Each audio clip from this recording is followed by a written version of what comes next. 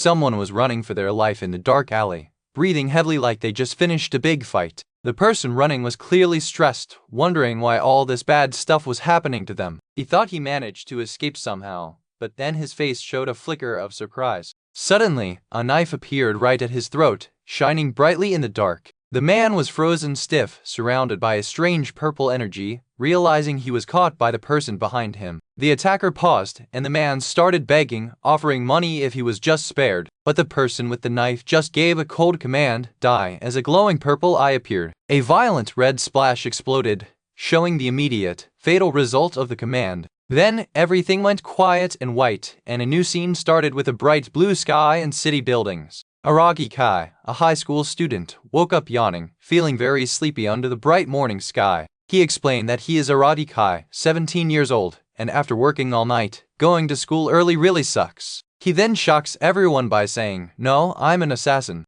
The view shows the exterior of a modern high school building, suggesting a normal school life moment. Inside the classroom, various students are seen interacting, while the main character, with striking purple eyes, stands by the door. As Miru Shuji, student number 35, the soccer ace and class president, enters, others notice him. Shuji greets a sleeping student, saying good morning, and confirms his identity as the popular class president. The sleeping student barely reacts, only a simple "yeah" is implied from the interaction. Shuji smiles and greets the sleeping student, who just makes a sound of disapproval. A fashionable girl, Nagasrana student number 22, expresses her annoyance that Shuji is being nice to that rude person, while another student suggests he might just be tired. The focus shifts to the student sleeping at the desk, while someone comments that he is still being rude. The scene focuses on Arashi Shunsuke, who looks intense and angry. Rina comments that an even ruder guy has arrived, who is Arashi Shunsuke, the leader of a local gang. Shuji cheerfully greets Arashi, but Arashi just replies with a casual, unfriendly yo. Arashi gets annoyed by the sleeping student and calls out oi. Arashi looms over the desk where the student is sleeping. Arashi rudely tells the sleeping person, who is still asleep, "Luck you, it must be nice to sleep so soundly, huh?" and then yells, "Listen up asshole, I'm talking to you." Arashi makes a sudden move toward the sleeping student. Arashi is shocked when he realizes something is wrong after his sudden action. The sleeping student wakes up slowly, revealing purple eyes, and asks Arashi what he wants in a sleepy tone. Arashi gets enraged and yells, "Let go, asshole." The perspective shifts to a dark, distorted figure, hinting at the hidden power of the student who just woke up. The student, still calm, asks Arashi if he can't move, and Arashi seems surprised when he tries to move but can't, letting out a frustrated sound. Arashi calls the quiet student a fucking weirdo, and the quiet student responds with a firm request, "Would you please be quiet?" Kanzaki Rin, student number 8, a talented and cool beauty skilled in martial arts and literature, stares calmly. Arashi aggressively asks Rin if she's also going to start talking nonsense, and Rin seems to react with disbelief at his outburst. Hashimoto Mayuri, student number 29, the serious discipline committee girl, scolds Arashi for his bad behavior in school. Narumi Yashia, student number 23, a shallow guy, tells Mayuri to calm down and let Arashi go. Arashi lets out a tch sound while looking at the sleeping student. Arashi kicks out aggressively, and the class overview shows the entire class sitting in rows. Rin sighs quietly, while Yashia and another student look shocked at the situation unfolding. Yashia points out that this is Shinzo High School and it's just another regular day filled with problems. The focus returns to the sleeping student, who is now stirring slightly as the strange events continue. The student with purple eyes wakes up fully, questioning a strange sensation he feels. He wonders about the strange feeling coming from under his feet, while Shuji and Rina look on in confusion. A massive, bright blue glowing magic circle starts to form under their feet, dominating the floor. The light intensifies as the circle expands, and some students scream in panic. Students react with shouts of alarm as the blue light engulfs their legs, with some realizing something is happening to them. The magic circle covers the entire class area, with glowing symbols and arrows indicating a powerful summoning or transfer effect. Shuji, looking concerned, wonders what is happening, but then quickly urges everyone to evacuate the classroom. However, the purple-eyed student knows they won't make it. The purple-eyed student seems resigned, while the bright light consumes everything. The blue light reaches its peak brightness in a final, blinding flash. The light fades, replaced by swirling blue particles and digital-looking elements floating in the air. The particles continue to float away as the surroundings become clearer. The view transitions to a grand, dusty-looking interior space filled with sparkling dust motes. The entire class is scattered and lying unconscious on a large stone floor, while the purple-eyed student sits up, seemingly aware. The purple-eyed student observes the stone building, large pillars, and the single exit, concluding it looks like a structure built for defense. He wonders if the whole class was thrown somewhere, linking it to the strange white light they experienced earlier.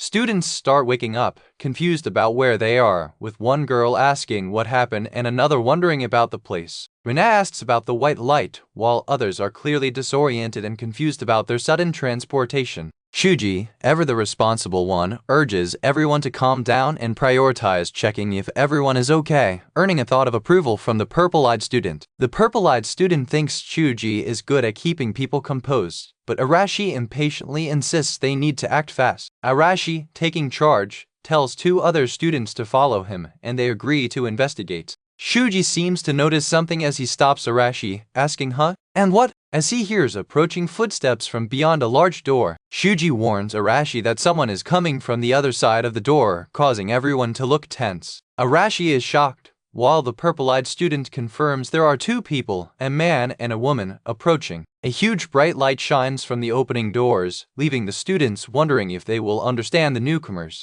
The bright light intensifies as a man with a beard and a woman in white robes appear at the doorway. The woman in white looks ethereal and beautiful, accompanied by the armored man. The woman smiles gracefully, calling them impressive hero candidates and noting they seem to have calmed down already. The students are mesmerized by the woman's appearance, with some thinking it looks like a medieval cosplay, and they question the use of the word hero. The purple-eyed student notes the man looks like a strong swordsman ready for a fight, while the woman seems relatively normal, though he suspects it's not cosplay. The woman introduces herself as Leonora, the Archbishop of the Holy Country Diggerist, and the man as Gaius, her protector. Arashi is suspicious of the unknown country name and asks if they are being messed with, while Gaius assures them they are not, but understands why the students are on edge since they suddenly appeared there. Leonora apologizes for the shock, and Shuji asks what happened to them, wanting to know if she has any answers. Leonora confirms she knows what happened and is there to explain the circumstances they are in. Leonora prepares to explain the situation seriously, standing with Gaius beside her. She begins by telling them she will sincerely explain the situation they have been put in.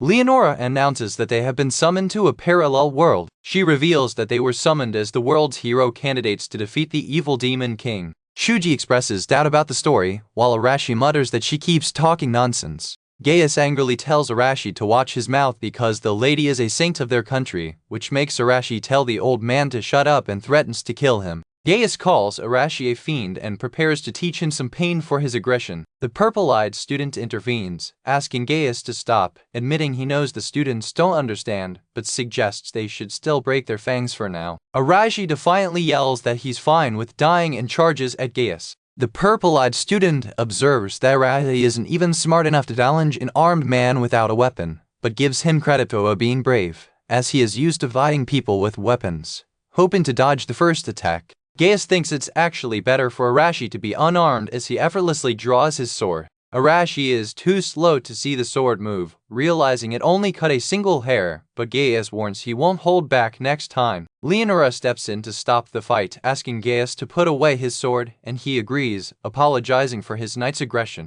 Leonora assures the students that they have no intention of harming any of them and promises to explain this world and why they are there. The purple-eyed student looks ahead intently as Leonora concludes her statement with a simple command, "So, first of all be quiet."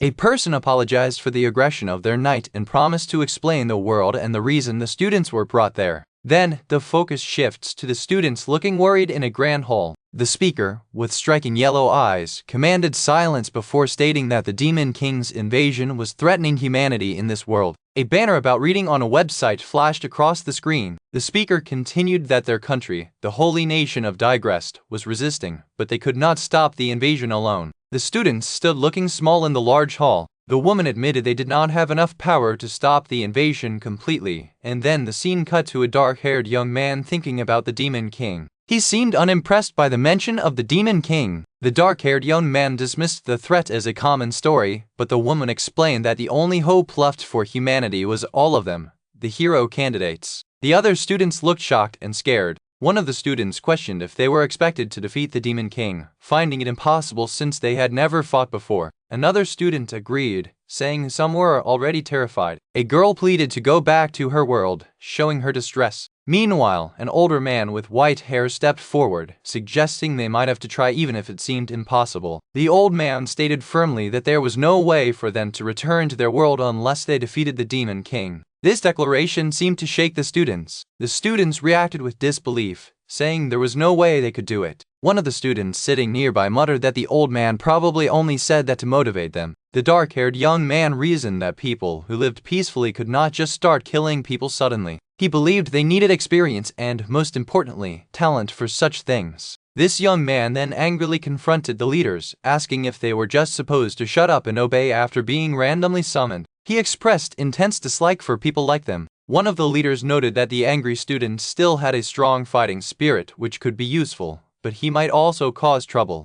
The thought of getting rid of him immediately crossed the leader's mind. As the knight considered this, the woman intervened by touching the angry student and his wound started healing miraculously. She then apologized profusely for their rudeness. The student who was healed looked confused by the sudden light and healing. The woman continued to apologize sincerely, which surprised another girl watching. The girl wondered what was happening when she saw the light. The goddess-like woman then explained that this power was called the system, granted by their god, Digerus. She explained that the system could cause new phenomena in the world, which she compared to magic in terms the students would understand. The dark-haired boy observed her carefully, wondering if this wasn't her first time summoning people. The woman declared that activating this power was the very reason she summoned them. She then touched a different student, causing his hand to glow brightly. The student exclaimed that his hand was glowing, and another student watched in awe as the light turned into his sword. The woman explained that the hero candidates could wield the system's power and awaken their innate ability called divine protection. The woman admitted that suddenly summoning them was selfish, especially since they couldn't go back. She pleaded for them to lend their powers, assuring them their country would take care of them during training. A student named Midu spoke up, saying that while they couldn't fight right away even with power, perhaps they should hear them out for now. The others agreed with Midu's suggestion. The woman thanked them, and then announced she would give them their divine protection now. She proceeded to grant the ability to the first girl. The first girl, Hashimoto Mairi, received telekinesis, which made a pen float. Then, Rashi Shunsuk was granted explosion, which caused a huge bright flash. Several other students were shown receiving their powers, including light swords and fire in hand. The woman asked if everyone had received theirs, and one student raised his hand, saying he was the last one. The woman apologized for not noticing him sooner and then touched his chest to give him his ability. A huge surge of red and purple energy erupted around him. The screen showed a close-up of a glowing eye amidst the intense energy. As the energy faded, a system window displayed the stats of Leonora de Garis, showing her high-level magic skills. The last student, Aradi Kai, observed the stats displayed, noting it was like a status screen in games but surprisingly easy to understand. The goddess noticed his eye color, commenting that his divine protection, judgment, was rare. Aradi Kai questioned the judgment ability, asking what it did, and the goddess explained it let him see the target's details. He then focused, and another status screen appeared, this time showing his own details. Aradi Kai's status showed high attack bit and several high-level skills like assassination technique LV. But the angry student from before, Arashi Shunsuk, showed off his explosion power with a smirk, asking what everyone thought. The others who had received abilities laughed at him. The dark-haired student with the red eyes observed the situation, questioning what Arashi got, asking if it was just red eyes. The laughing students seemed pleased with Arashi's display. The dark-haired student thought to himself that they didn't have enough information to judge what was useful. He felt that divine protection was just a borrowed power anyway, and could be taken away. Despite this, the dark-haired student concluded that he had plenty of other ways to kill people, with his intense purple eyes showing his resolve. This concluded the explanation of the new powers. The person says that everyone has now gotten their divine protection.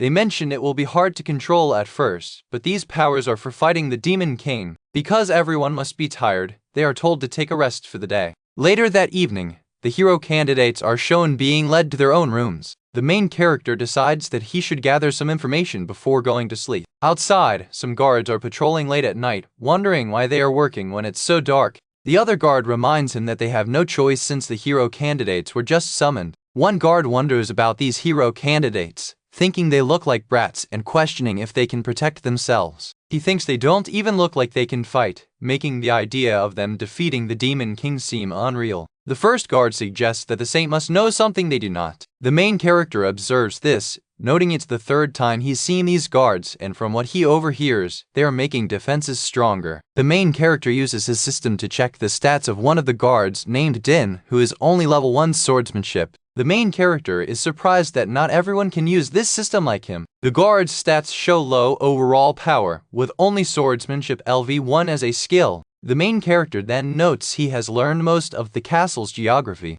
He concludes it's a typical fortified city. Then he sees some students practicing their powers outside. The main character observes the students practicing their new divine protection abilities, noting the area is very open. One student seems hesitant, asking if they should stop because others might get angry. Another student asks if she is scared, saying they are only practicing a little and it should be fine. She adds that they will only blame Hashimoto anyway. She also says she couldn't sleep and that practicing is for their own good. The main character thinks about the god's divine protection and how curious he is, deciding to watch them practice for a bit. One of the girls asks if anyone else hears a weird noise. They see a lizard-like creature appearing, and one of the girls activates a judgment skill, noting the creature is aggressive and much stronger than Nagus and the others. She observes that the creature moves very fast but seems to lack intelligence. It seems throwing knives is effective, but it only causes a shallow cut on the creature. The girls get scared, yelling eek and then running away in panic. The main character thinks about the situation. Even though he didn't have a reason to save them, his conscience wouldn't let him ignore it. He realizes that there are monsters like this roaming around, so things won't be easy in this world. A hooded figure is then seen nearby, and the main character decides he should also get back now. The hooded figure looks down at the injured monster, saying he was disappointed in how useless and weak the hero candidates were. Finally, the hooded figure says that the main character smells just like him. The scene opens with a close-up on a defeated, dragon-like monster. The students are shocked and scared after witnessing the result of the fight. An elder figure explains that the monster was found near the royal capital just last night. Two of the students look thoughtful, absorbing the new information. One young girl is clearly frightened, whispering the word monster with a pounding heart. The elder tells them that the Demon King makes the monsters go crazy, causing them to want human flesh, and asks the student named Steady if he learned anything. The student with glasses replies that there are signs of sorcery being used, likely by a demon above the mid-grade. He suggests that these monsters might have been scouting the student's power after hearing rumors about the hero candidates. One student, thinking seriously, wonders about the sorcery and if it is different from magic. Another student asks if this means the monster was being controlled by a demon or something similar. The student with glasses confirms this, praising the other student's perceptiveness. He then explains that strong demons can use servitude spells to control weaker monsters. The student with glasses goes on to explain that a monster is a creature transformed by mana, made aggressively strong by the evil god, and it's natural for the Demon King and demons to use this power, but the elder cuts him off, telling him to step back. The student gets upset that he cannot analyze more, while the dark-haired student thinks he can use this scientist-like student to gather information. The dark-haired student believes the bigger problem is that the monster was controlled by something else, focusing on the dead creature. A visual representation of the controlled condition flashes up, showing the monster's eye being influenced. This leads the dark-haired student to realize the true identity of the eyes he felt earlier was a demon.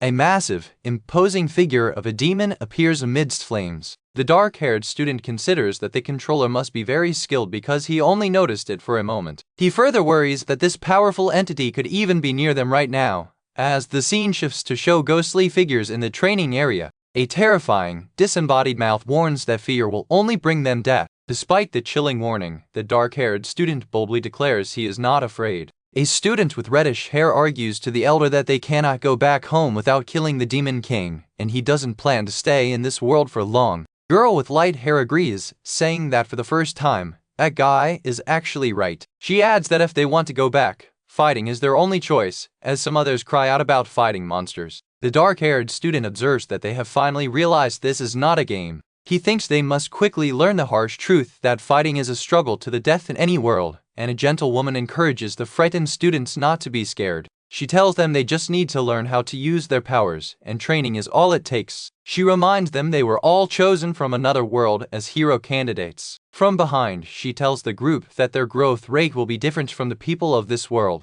Time passes. A week has gone by since the students began their training, and the dark-haired student is seen studying in the library. He thinks he can already understand every letter, noting how strange it is that they can even talk to each other in the first place. He is seen peeking out of the library window at the training grounds. The students are actively training outside, while the dark-haired student reflects that he was left out of training because his skill, judgment, wasn't fit for battle. However, he was permitted to enter the library, which is where he is now. The gentle woman from before suggests he should do some reading, and other students laugh nearby. The student in the library wonders if this is all the history and culture information available. He concludes that there seems to be no information about demons either, looking up toward the bright sky. Outside, the rest of the students are practicing their fighting skills in a large courtyard near a castle. Peeking from a wall, the dark-haired student notes that their progress is just as Leonora said it would be. He observes that the students are growing at an unbelievable pace, mentioning Narumi as one of the strongest 5. The narration highlights Arashi and Kanzaki as others showing impressive power growth. Another student,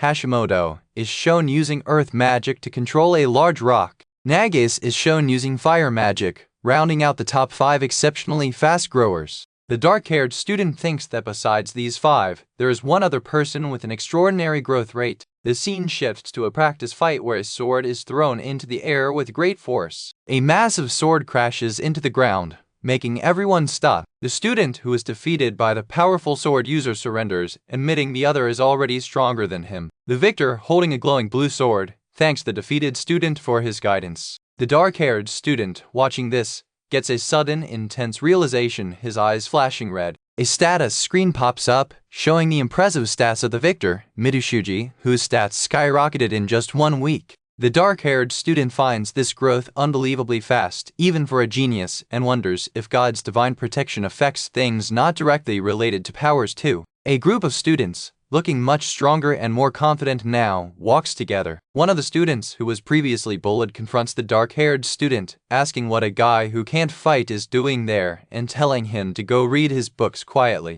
The dark-haired student thinks these guys are the same as always, and he notices the others are looking down on him too. A couple of the girls in the group smirk, noting that the others are growing arrogant after gaining power. The student who confronted the hooded figure aggressively points at him, demanding to know why he is being ignored and urging him to be friendly. Before the hooded student can react, the aggressive student is suddenly struck down hard. The hooded student, observing the fallen bully, asks the tripped student, Muta, why he suddenly fell over, asking if he is okay. The group looks confused, especially the one who fell, Arashi, as the others gather around. One of the fallen bully's friends calls him an asshole, but Arashi tells them that's enough and says someone important is coming. The beautiful, white-haired woman and the elder appear from a doorway. The hooded student watches them approach the training area. The noble woman looks upon the students who have paused their training and thanks them for their notice. She smiles and tells them they have all grown very quickly, faster than she expected. She announces to the students that she has decided to move their plans forward.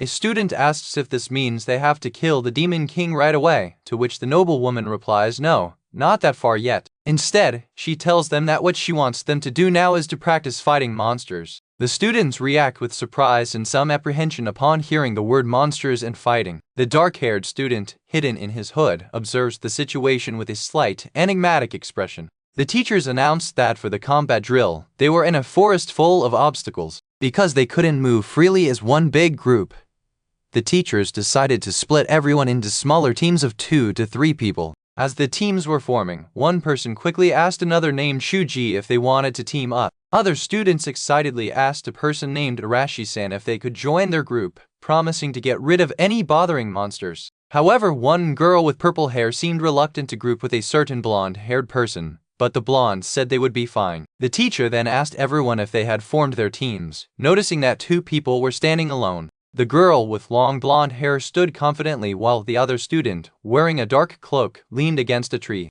The girl realized that other students probably didn't want to group with her, maybe because they were scared of her. She accepted that she had no choice but to team up with the cloaked student, who simply agreed without any problem. The cloaked student thought about Kanzaki Rin, noting her confident and apathetic personality and how proud she seemed. Rin noticed the student staring at her, and he quickly brushed it off, saying they should just start the drill. The teacher then announced that since this was a special occasion, the team that defeats the most monsters would get a surprise reward. With that motivation, the students cheered excitedly, and the teacher wished them good luck. Then, the combat drill officially began, and the scene moved into the sunlit forest. Sunlight streamed through the thick green trees, setting the stage for the challenge. As Rin and her partner walked into the woods, Rin confidently stated that her divine protection ability was better than everyone else's. She told her partner that he didn't need to do anything, just stay out of her way, which he agreed to by saying he would leave everything to her. Rin then scoffed, asking her partner if he had no pride since he didn't seem to want to do anything. Meanwhile, the cloaked student decided that first, he would observe Rin's combat skills. He could already sense 4 presences surrounding them in the gloomy forest. A small, ugly green monster holding a club appeared in the undergrowth. Rin noticed the monster, pointing it out to her partner, while the monster seemed to be preparing to attack. The monster rushed forward with a menacing yell, but Rin commanded it to bow down, monster. As Rin used her pink glowing power, one of the monsters was instantly stunned. The cloaked student recognized this power as her divine protection. He explained that domination was an ability that forced the user's orders onto their target. Rin noticed more monsters around and told her partner to throw away his weapon and put his hands behind his back, which the monster immediately obeyed. Rin asked her partner if he looked tired, explaining that she got tired when using her divine protection for too long. The cloaked student noted that it must consume a lot of mana, then told her to just kill the immobilized monster so they could deal with the next one. Rin hesitated, asking, kill because the monster looked a bit like a human. The cloaked student was firm, asking if she didn't realize the monster tried to attack them, stating that these things were enemies and should not be left alive. Rin reluctantly agreed, though she seemed troubled by the situation. The cloaked student thought that even with her power, she was still just a naive student from a peaceful place like Japan. He thought the important thing was whether she could make the right decision in danger, while the newly arrived monsters growled. A group of 3 aggressive goblins appeared, looking ready to fight. The cloaked student calmly pointed out that the monsters were there, while Rin seemed tense. Rin used her power again, yelling bow down, and forcing the new monsters into submission. The monsters were completely dominated by her overwhelming power. The cloaked student then asked Rin what she was going to do now, to which she angrily responded that he should stop standing around and help her. He reminded her that she was the one who said she didn't need him to do anything, causing Rin to be speechless. Rin then declared she would kill them, ordering the monsters to twist off their own necks. The monsters began to follow her order, twisting their necks in a gruesome manner until they were destroyed, turning into dark silhouettes in a splash of blue energy. The cloaked student watched the scene unfold with a blank expression. Rin asked him if he could enforce that kind of order too. He confirmed that he could, but warned that the more difficult the order, the lower the chance of success, as Rin looked shaken by actually fighting and seeing corpses. He pointed out that those things attacked them, so they were enemies, and you have to kill your enemies if you want to keep living. Rin, disturbed, asked him how he could stay so calm when he didn't even have powers. He told her not to worry, saying keeping calm was his strong point, and then casually noted the dead monster didn't even have good loot. He then asked if they should keep going or if she was scared and wanted to go back. Rin, trying to look brave, huffed and said of course they wouldn't go back, they would keep going. The cloaked student inwardly admitted that she was trying to act tough, but her character wasn't too bad. He wondered how the other groups were doing while Rin stated they could fight. Suddenly, loud sounds indicated another group was in trouble. A panicked student called out, asking what they were supposed to do. Another student questioned why he was being asked, saying they thought the monsters here were supposed to be weak, and someone shouted damn it. One student yelled for everyone to attack together, shouting wind blasts and rock bullet. The 2 students unleashed a powerful vortex of green energy combined with a massive rock. The giant rock was glowing with power as it hurtled towards something. The attack hit a large, red, beast-like monster, causing a massive impact and showing its angry, glowing red eyes. The first student cried out, "This is bad what?" as they looked on in shock. The massive, red, muscular, bear-like monster stared down at them, causing extreme alarm. Someone in the starry background is determined to go back to their own world. This person feels sad because they haven't repaid their grandfather for raising them, wanting to show him how much they've grown. The girl thinks her grandfather must be very sad right now, showing a serious look on her face. As they move forward, one of the girls asks if they will keep going, worried they might get lost in the forest. A hooded figure assures her they won't get lost moving in a straight line, but then warns that she underestimates the forest if she thinks that way. The girl tells him to just shut up because he sounds so cocky, thinking about how arrogant this man is. The hooded man suddenly turns and asks her what is wrong with staring at people, telling her she shouldn't stare. The girl is startled by a sudden scream in the distance, dismissing it quickly by saying it's nothing. She hears a familiar voice and wonders if that was Hashimoto-san screaming. The hooded boy notices someone is in trouble, and he decides they should go help her right away, hoping she is okay. He sarcastically compliments the girl's good nature, but she snaps back, asking what he thinks she is. She insists they should just leave the situation alone and move on. Meanwhile, a girl named Hashimoto is seen injured, clearly in distress. Another person calls out to Hashimoto in panic, asking if she is okay, but Hashimoto weakly tells them it's fine and they should run. Someone insists they cannot just leave her there, holding on to the injured Hashimoto. A dangerous presence is felt as a scary image appears, and the boy with the green-haired friend looks on in shock. A huge, armored mutant bear appears, ready to attack the fallen people, and someone shouts shit as a purple light appears from below. The girl with the purple light yells at the monster to halt, and the bear's massive paw is shown being stopped by the strange energy. The girl, Kanzaki, is seen gathering power, seemingly holding off the monster. Someone recognizes Kanzaki and thanks her for the help.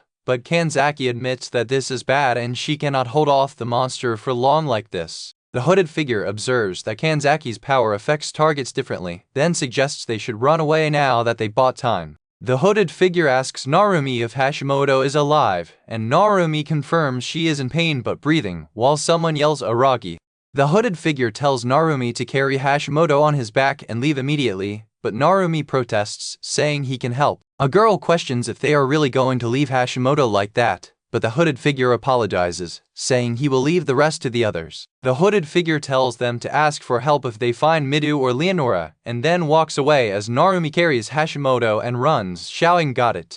The hooded figure thinks to himself that the real problem is the monster they left behind. He activates a skill called Judgment as the beast roars and glows with red energy, preparing for an attack. The system displays the stats for the monster, an armored bear mutant species with high defense. The hooded figure notes that the bear has pretty high stats, especially its defense, and its fur looks very tough. He worries his attacks won't damage it and wonders what mutant species means. The girl who was just saved cries out that she can't hold the monster off anymore, just as a powerful sound echoes. The monster roars loudly. The hooded figure tells the girl they bought enough time and should run away too, and she agrees nervously. The girl seems surprised as she is rapidly moved or falls. She apologizes because she cannot move her legs. She cries out as something massive comes down near her. The hooded boy realizes the situation is bad and makes a move quickly. He throws a smoke grenade into the air. Smoke explodes, obscuring the view of the monster, and the girl looks up in surprise. The scene darkens briefly.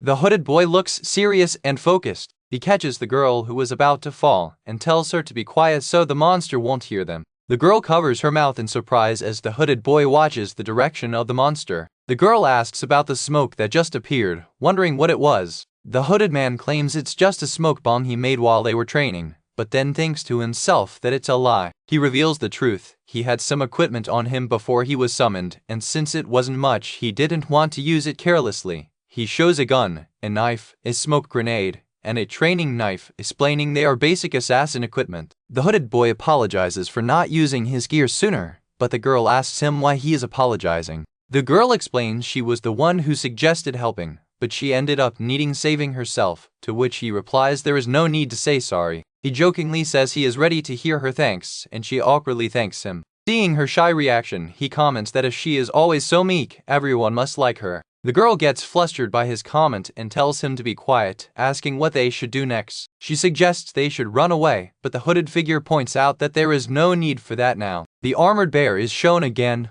looking enraged. Suddenly, a group of 3 new people appears, with the central figure confronting the monster, asking if it is the one that attacked Narumi and the others. The leader of the group firmly states that the bear is going to face him now, as another boy prepares an attack. The boy activates his special skill, Sword of Evil Crushing. The boy confronts the roaring monster with his glowing blue sword ready for battle. The fight was intense as the students faced a giant armored bear in the forest. One of them struck with a glowing blue sword, aiming for a powerful hit. The sword strike looked incredibly fast and powerful, aimed right at the monster. The energy from the attack was immense, building up for a critical blow. The armored bear roared in pain and shock as the attack connected, splashing liquid everywhere. The main fighter gripped his glowing sword tightly, focusing all his strength into the cut as he moved closer to the monster. A huge arc of bright blue energy cut through the monster, spraying red blood everywhere with loud impact sounds. The main fighter looked up, catching his breath after the attack, thinking the enemy was surely tough. Suddenly, a pink-haired girl named Rena shouted at another student, Shuji, to move out of the way. Rena unleashed a massive burst of bright orange fire toward the bear, threatening to burn it completely. The bear was engulfed in intense fire, roaring in agony as the heat consumed it. Rena smiled confidently at her success, asking the bear if it could endure the flames. The blue swordsman complimented Rena on her excellent attack as the others watched the bear still struggling below. The giant, wounded bear looked up with glowing red eyes, still roaring furiously even after the combined attacks. One of the female students looked completely shocked, murmuring in disbelief about what just happened. The blue swordsman told Rena to calm down, confirming that her attack was indeed effective, and the bear grunted in pain. He pointed out that the bear's movement had become much slower than before, suggesting they should finish it together calmly. The girls agreed to cooperate, with one of them nodding and the other saying, "Okay," and getting ready to follow the plan. The team coordinated their final assault, with the fire magic user and the swordsman attacking the beast together. Meanwhile, a hidden figure smirked, thinking that victory was just a matter of time. This figure was revealed to be an old-looking demon with small horns and sharp teeth, identified as the veteran assassin, Demon Delphis. Delphis observed the fight from the shadows, noting that the armored bear was now losing to the students, impressed by their calmness. He specifically focused on the blue swordsman, thinking he was particularly skilled. Delphis decided that since the scouting mission had gone wrong, it was time to change his plan, and he was going to end them right there. He planned to deliver a final blow, just as the captive demon below let out a scream. The blue swordsman delivered another powerful cut to the creature as it let out a guttural sound. The bear was clearly defeated and bleeding badly, prompting the blue swordsman to declare it was time to finish this. Delphis's internal thought echoed, telling the boy to take this lesson to the next world. He thought the biggest mistake the boy could make in this world was believing he had killed his enemy. In the next moment, the scene shifted to show the students standing over the fallen bear, while purple energy started to swirl around Delphis. With glowing yellow eyes, Delphis appeared suddenly, seemingly aiming a weapon at someone. A flash of dark purple energy filled the screen, showing an intense, dark presence, and the sound of silence followed. Delphis, now holding a thin blade to someone's neck, expressed surprise, asking when this person managed to get behind him. The person holding Delphis captive, dressed in dark clothes and a hood, stood behind him, revealing their sharp fangs. The hooded figure, with glowing red eyes, calmly stated that his parents taught him an important lesson. The biggest mistake is when you think you killed your enemy. A close-up showed a knife sticking upright in the ground, symbolizing a past event. The shocked Delphis, with the hooded figure holding him, tried to raise his hands in surrender or confusion. Delphis acknowledged the lesson, but then realized with horror how the assassin managed to get right behind him. The hooded figure firmly said no, emphasizing the need to escape quickly, as the dropped knife was shown again. A swift, powerful red slash cut across the frame, accompanied by a shocked exclamation mark. The demon screamed in pain, realizing his legs had been instantly disabled. The hooded assassin leaned close to the struggling demon, telling him not to scream too loudly so the others wouldn't notice. He offered a deal, answer his questions honestly, and he would be let go, but the captive demon defiantly asked who the assassin was. The assassin, revealing a slight smile under his hood, claimed to be someone who lives in the shadows, a person from another world. The captive demon looked terrified, recognizing the eerie presence he felt before, and the assassin continued to stare intensely. The captive demon recalled the feeling, remembering a scene from his past where he encountered someone similar, wondering if it was this hooded man. The assassin stated he knew they were being watched, but admitted the demon didn't give himself away easily. Delphis, realizing he was completely outmaneuvered, admitted the assassin noticed him from the start and that he had used another person to lure him out. The assassin explained that since they hadn't been in this world long, information was crucial, demanding that Delphis tell him everything about demons. Delphis scoffed at the idea of talking, clearly refusing to cooperate, while the assassin's presence seemed to darken the surroundings. The tension escalated as Delphis reacted with strong denial. The assassin repeated that it would be easier if he talked honestly, while the struggling demon looked completely terrified. The assassin then ominously added that the demon should not want to experience hell, as he pinned the demon down. Delphis warned the assassin not to underestimate him, and then something crunched as he bit down hard. The assassin reacted in surprise and pain as the demon managed to bite him, spitting out a terrible purple substance. The demon screamed in pain as blood and strange liquid streamed from his eyes, indicating a strong reaction to something. The assassin coughed, realizing the demon had poison on him, which he had just ingested. He concluded that the Demon King's army already had a plan for this situation, and they might be more troublesome than he first thought. Suddenly, a blue interface popped up, making the assassin look confused and say, "Huh?"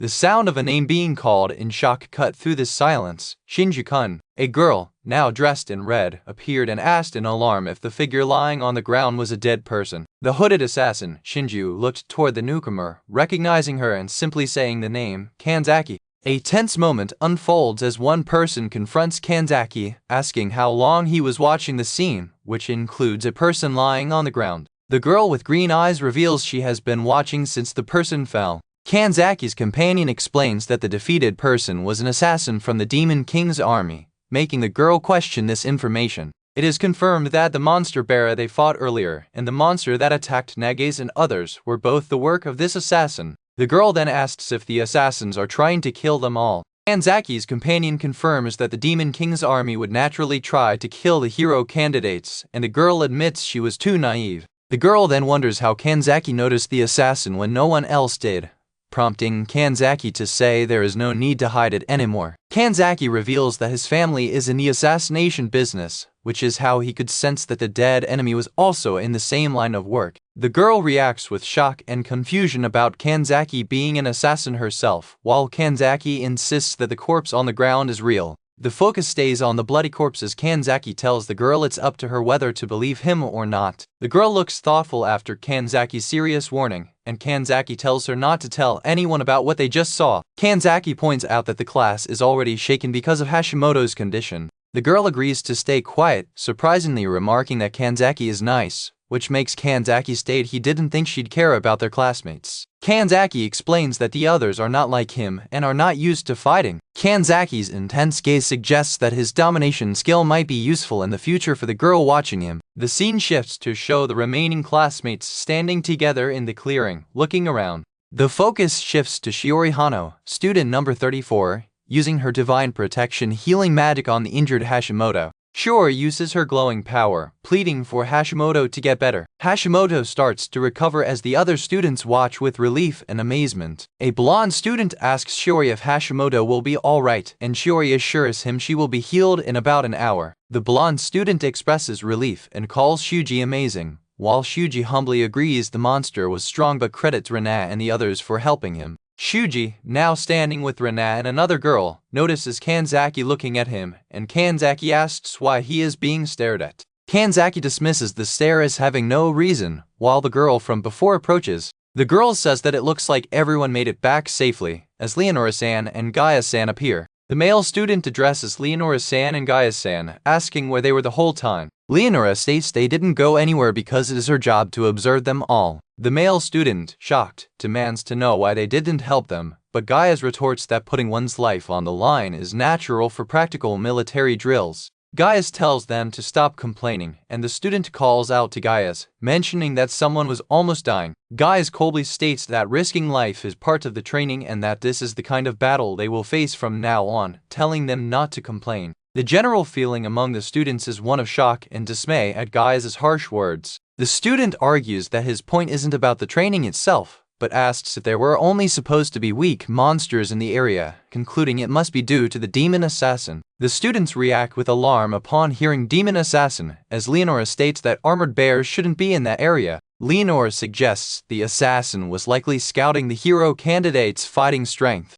Gaius agrees they should strengthen their defenses, and Leonora announces they will be increasing the level of their training. Leonora bluntly tells them that at their current level, they will just die, leading to worried questions from the students about increasing the difficulty even more. Students express fear that they will all be killed, but Leonora insists that even if it seems absurd, they will die if they don't take on the harder training. One student angrily protests being ordered around after being suddenly summoned, but the other student tries to calm him down, reminding him they have no chance against their country if they disobey. The student, who is angry, is stunned into silence by the serious implication of making an enemy of their host country. Gaius acknowledges the students' understanding, then states not to worry, as they are important as long as they follow orders properly. Someone smirks, pondering the consequence of making their country an enemy right before a powerful attack seems to launch. The aggressive student yells, "Bring it on!" as he prepares for a fight, and Gaius, unfazed, prepares a counterattack, saying "Die," while activating a destructive blast.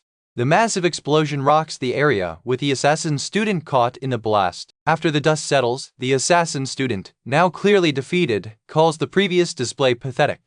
The scene shows the other students watching the ensuing clash between the enemy and the leaders with clear terror. Gaius is seen unleashing a powerful counterattack that strikes the defeated assassin. The assassin student is hit hard, groaning in pain as he falls back toward the watching students. Gaius tells everyone that this is the level of power they currently have. Gaius tells them to prepare, as things will get a lot tougher starting tomorrow. Leonora and Gaius walk away as the students look on worriedly. Two students rush to help the defeated Arashi, who looks clearly injured. The injured student, Arashi, stares intensely, calling the person who attacked him a bastard. Arashi vows that he will definitely kill that person for sure. The day after the military drills, a new training session was set to begin outside a large building. The monster researcher, Steady, announced that he would be in charge of the training today by Leonora-sama's orders. Steady then asked the students if those who got hurt yesterday were okay now. He seemed concerned about their well-being after the previous day's events. A girl replied that she was okay because Shiori-chan used her healing divine protection on her. She pointed towards another person who was also hurt. She mentioned that the other person, whom she called an idiot, was also okay now, implying some roughness in their relationship. Steady was happy to hear that there was someone with a healing-type divine protection among them. He then told them he was going to have everyone fight monsters inside his research facility today. The students were surprised and asked if there were monsters inside that building. Leonora stood beside Steady, looking calm and poised. Steady confirmed that the building held monsters being raised for his experiments. Leonora added that Steady's laboratory was a perfect place for their soldier training. Steady was also excited because he could gather fighting data from the monsters during the training. With that settled, the combat drills started. Steady noted that everyone seemed surprisingly calm, even though they were being forced to fight suddenly. He thought yesterday's experience might have calmed them down a bit. However, he still felt that some of them were a little scared deep down. This intense moment was suddenly interrupted. Inside the building, various monsters were shown caged up, like goblins and a lizardvole, looking menacing. They saw a fearsome ogre also locked away, showing the danger these students were about to face. A couple of girls looked scared as they saw the creatures. Steady explained that all these monsters were being kept for his experiments. Leonora agreed that this was a perfect spot for training their soldiers. Steady was very happy because he would get to collect fighting data from the monsters. Down below, the main group of students looked on with mixed reactions. One of the students made a simple gesture, feeling uneasy about the situation. The monsters in the cages seemed to sense the newcomers. The combat drills finally kicked off outside under the bright sky, starting with a huge red figure ready to attack. As one of the students was fighting, the main protagonist watched from a distance, observing the others. He noticed everyone was calm even though they were fighting for real. He guessed yesterday's events had an effect on them. He also felt that they were still a bit scared underneath their calm faces. His intense eyes showed deep thought. Down below, one girl got knocked down hard, yelling in pain from a hit. Another student looked concerned as the ogre kept attacking the fallen girl. The crowd watching seemed worried for her safety. Someone shouted to Steady that the monster was too strong for the girl fighting it. Steady, however, didn't seem worried at all. Steady told them they were mistaken and that Leonora-sama had told him to be very strict with training. He insisted that hero candidates with divine protection shouldn't lose to monsters of that level. The girl who got angry glared intensely, calling something annoying, while being surrounded by bright flames. She looked ready to unleash some serious power. She declared that the most important thing in battle is one's will. Steady then said this should be easy for all of them. He explained that if they increase the level of their divine protection, they can gain new derivatives of it. Midu suddenly got Steady's attention by mentioning something. Shinjo-kun was asked if something was wrong. Steady then used his judgment ability to tell Shinjo-kun that he had a new divine protection. Shinjo-kun was surprised by the news of a new divine protection. He asked Steady if he could try it out right away. Steady happily agreed, saying that combat drills were exactly for testing things out. Shinjo-kun then activated his skills, including monster kamikaze attack. He summoned a bright blue sword of evil crushing power, ready to strike. Shinjo-kun declared he wouldn't show any mercy to the monster. He thought to himself that with his current strength, The armor bear monster shouldn't be a problem. Meanwhile, another student, Arashi Shunsuke, wondered if his judgment had leveled up too. He noticed someone else also had a new divine protection, but decided not to say anything. He realized that getting stronger by extending the power of their divine protection was necessary because his old techniques might not be enough in this new world. Later that night, under the dark, starry sky with a crescent moon, a group of boys gathered in a room. Arashi, who was standing, looked serious. One of the boys asked Arashi if he was being serious. Arashi confirmed he was, stating his plan. Arashi declared that first, he would kill Gaias. Then, he planned to tie up Leonora and force her to tell them how to get back to their world. Another boy cheered, realizing this meant they were leaving this world and wouldn't have to worry about being summoned again if Leonora was gone. He asked Narumi to join him. He asked Narumi if he was also fed up with the current situation. Narumi looked conflicted and asked Arashi if he really thought they could win. Narumi suggested they might have a better chance if Arashi joined their side instead. Arashi seemed to think that Narumi was still wrong about things. Narumi admitted that getting back to their world by killing people felt wrong to him. He was clearly struggling with the idea. The scene shifted to a flashback, likely a painful memory, showing a girl getting hit by a large bear-like monster. Someone in the background was saying shit. Another person was shown lying down, possibly hurt badly, while the girl who was hit seemed to be smiling weakly. This memory clearly showed a terrible loss or injury. Back in the present moment, Narumi looked determined, accepting the grim reality of their situation. He finally agreed, saying, "All right."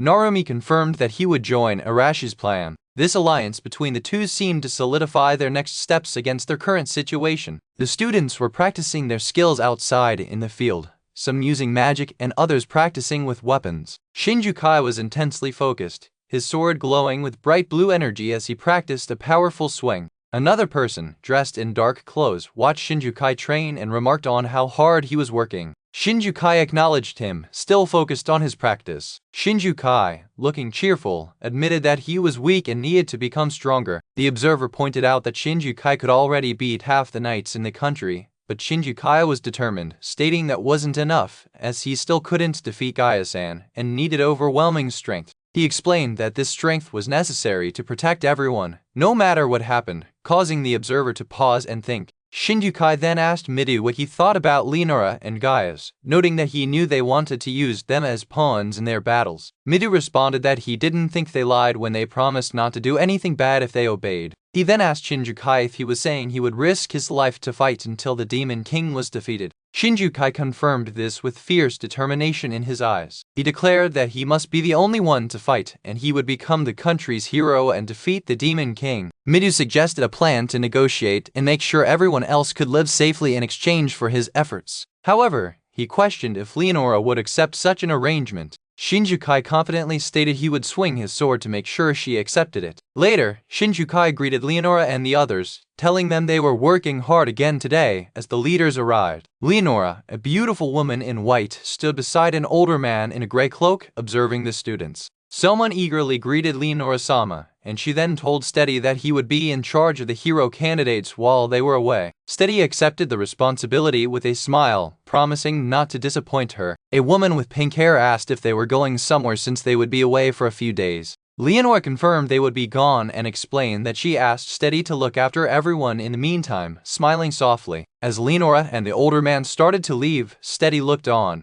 The older man in the carriage looked back, and Steady's smile became slightly unsettling as Leonora and the older man departed. Someone in the group asked Leonora if leaving Steady in charge was a good idea. As the carriage rolled away, the older man asked what made the person think that. Leonora told the older man to stop playing the fool. The older man then remarked that the kid named Arashi was stirring up trouble, which Leonora agreed was probably a rebellion against them. Leonora, sipping her tea calmly, said it was probably a rebellion against them. The older man asked what Leonora planned to do, but she replied that she was curious to see what they would do. She suggested they leave them alone for a while, but the older man pointed out that they were still hero candidates and warned about the consequences if they tried to rise up against them. Leonora was very sure of herself, stating that a rebellion wouldn't happen and they could never beat her. The scene then shifted to a peaceful landscape with livestock and the departing carriage under the bright sky. The older man, chuckling slyly, agreed that she couldn't be beaten, but asked if they shouldn't use this situation as an opportunity. Leonora agreed, saying she had been thinking it was time to create a hierarchy, and with that,